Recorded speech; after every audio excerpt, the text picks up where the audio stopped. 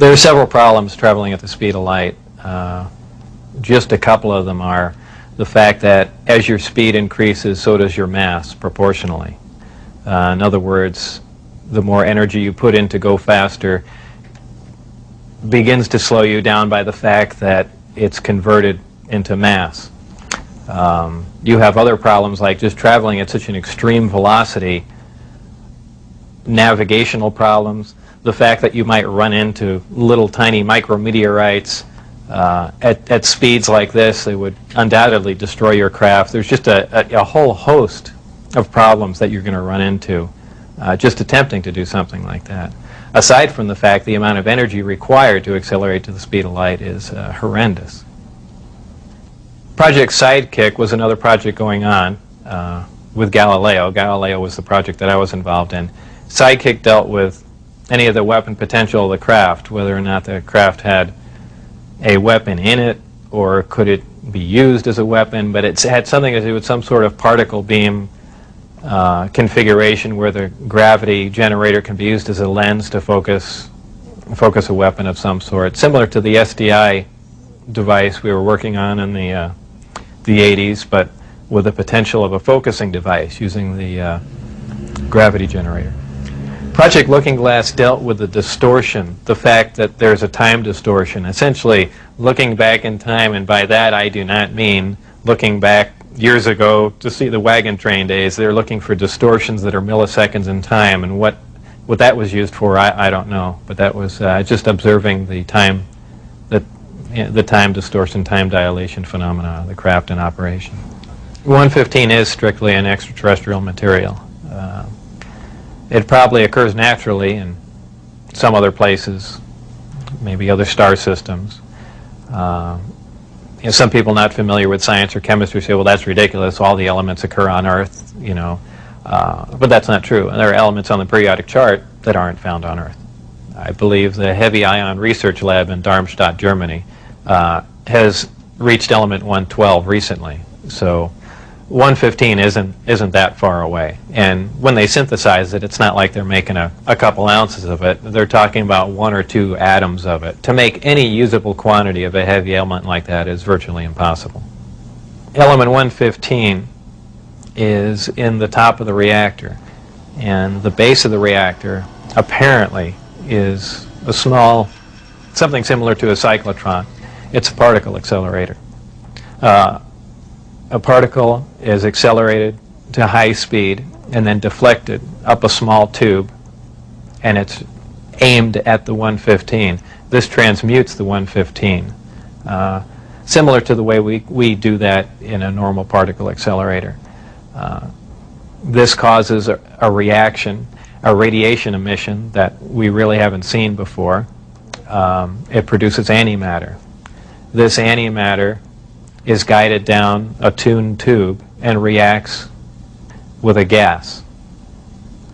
When matter and antimatter react, they convert to 100% energy.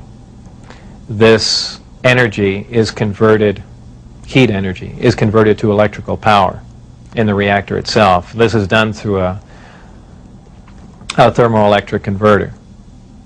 And this electrical power is used to power other subsystems on the craft, though there is no wiring.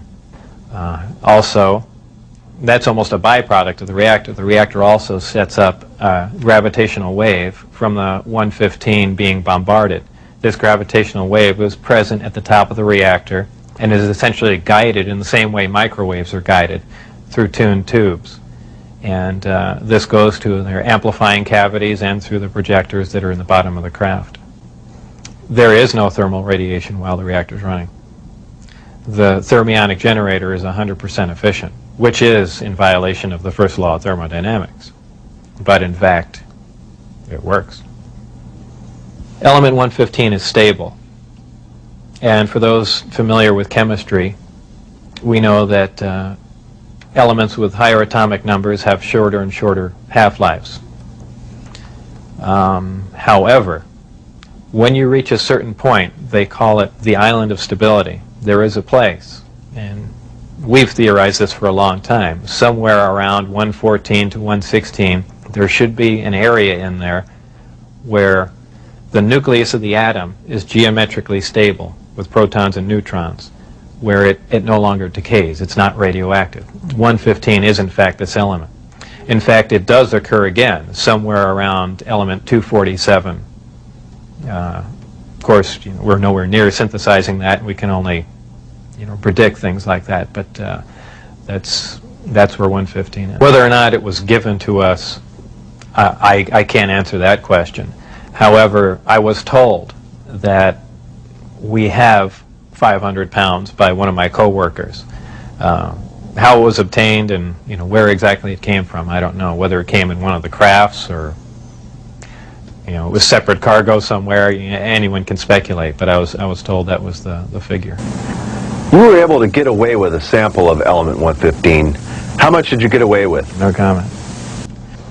The test flights I saw off the base, actually the best test flight was witnessed by my friends who I had brought out there. At the exact moment the craft was hopping around and doing some really impressive maneuvers, I had turned around and I think was looking for the video camera or something to that effect, but I missed some of the most impressive maneuvers. But the craft was similar to what was done before that I had seen close up, other than the fact that it went above the mountain range, moved a much greater distance at a much higher rate of speed. The test flight schedules were told to me specifically because I was probably going to have to be present during those times. And at that time, the test flights were taking place on Wednesday nights. And from what they said, that was because that was statistically the least amount of traffic in the area. And that's all that they were concerned about. There was a high voltage discharge on the bottom of the craft, but as far as there being an exhaust, there was none. Well, that's kind of the same reason why a neon light or a fluorescent light lights up. What you're dealing with is a high energy source in essentially a gas atmosphere, oxygen, nitrogen. And when you apply enough energy to a gas molecule, they emit photons, they emit light. And I don't think it's anything, it's really a byproduct of how the craft operates. When it's emitting that much energy, the gas surrounding the craft emits light, the same reason why lightning is visible. You have a huge electrical discharge, and the gas emits light in the form of lightning bolt.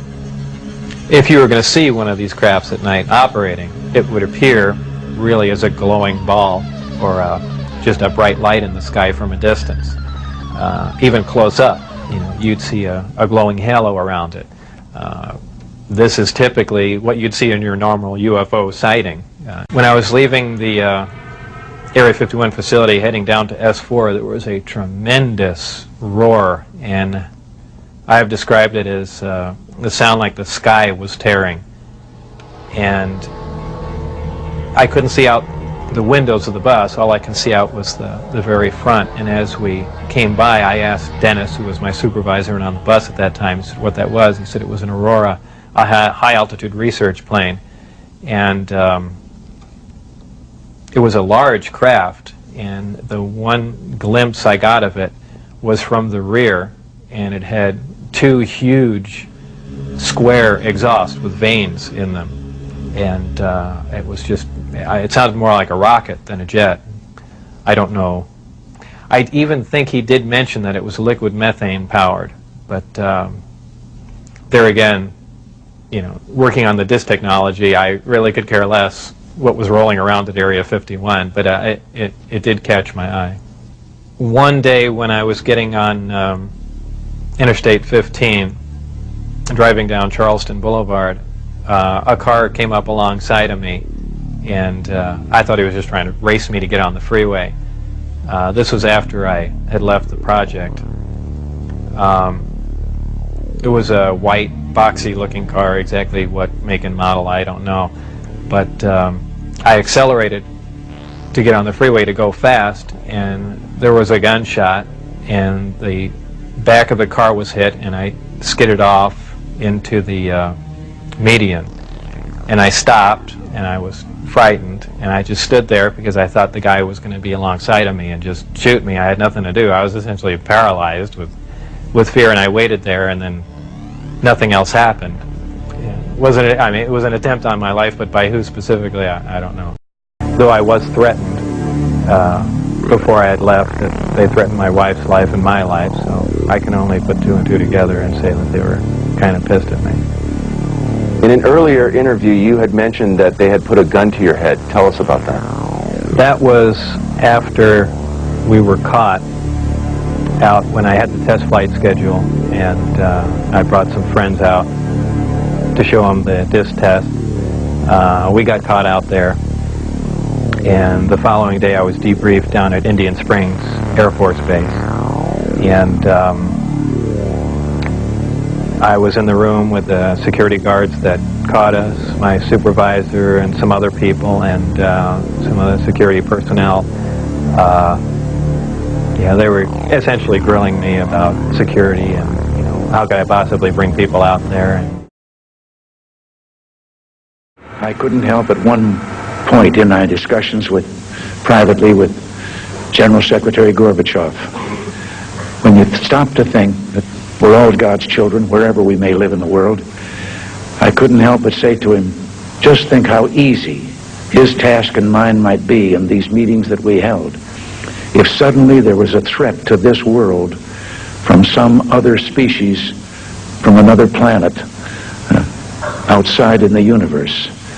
We'd forget all the little local differences that we have between our countries, and we would find out once and for all that we really are all human beings here on this earth together. Well, I don't suppose we can wait for some alien race to come down and threaten us, but I think that between us we can bring about that realization. Thank you all. God bless you all.